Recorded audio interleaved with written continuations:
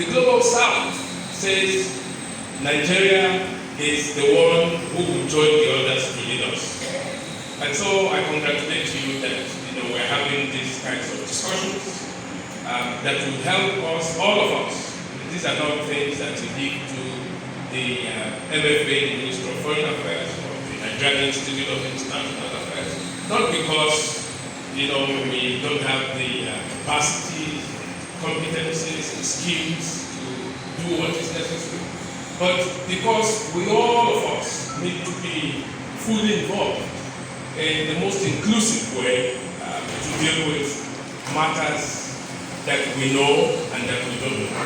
Especially when today we're discussing perhaps the most uncertain, the most intriguing, the most confusing, and the most complex matters that have challenged us in the most recent past. The thing about Trump's second coming is that it was easy to predict what he was going to do in the second coming. And everyone expected that he would just be that person.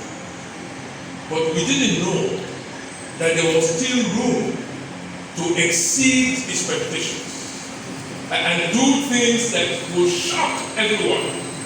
Now, but think of him like this. He shocks himself, he comes back, he reflects, and he says, you know what, we can rethink. So in other words, he's always known, that he's not the only person that can shake and rock the boat. There are others that he's challenging to say, when you rise up to me, then it's time to fall. So for instance, he's visiting the Middle East, and he says, this thing we've always called the Persian Gulf. We should actually rename it the Arabian Gulf. Now he's looking for trouble. Now he knows that people in Iraq would say, how dare you? Now, but he also knows that people in Saudi Arabia and the other people who are thinking along his lines will say, finally, we found somebody to speak for us. Or he says to Canada, you should actually be the 51st state of the United States. What have you been waiting for? Or he says to Panama, I have put money there, America has put money there. What have we gotten in return?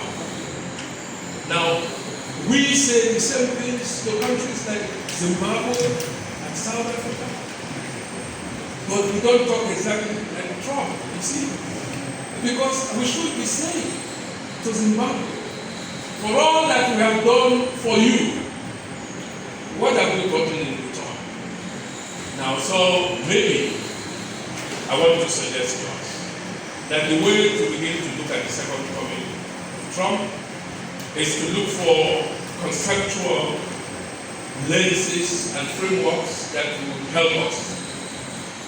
I have in mind first a comparative framework. The one that says, this is Trump's second coming. What did he do in his first coming? And what would that lead us to expect? Knowing, of course, that in those comparative lenses, the world of his first coming is not the same as the world of his second coming.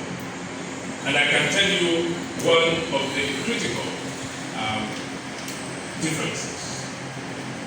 You will see that Donald Trump represents a global tendency that is not restricted to the United States. All over the world, there is an upsurge, a rise in the emergence of ultra-nationalist right-wing regimes. Meaning, that what has happened to most parts of Europe were things that finally we were waiting to see how America would finally take the lead. So, that's the one thing. The second is that the domestic environment in the United States of America itself is not quite at the same level that it was when he first came. You must also take that into consideration.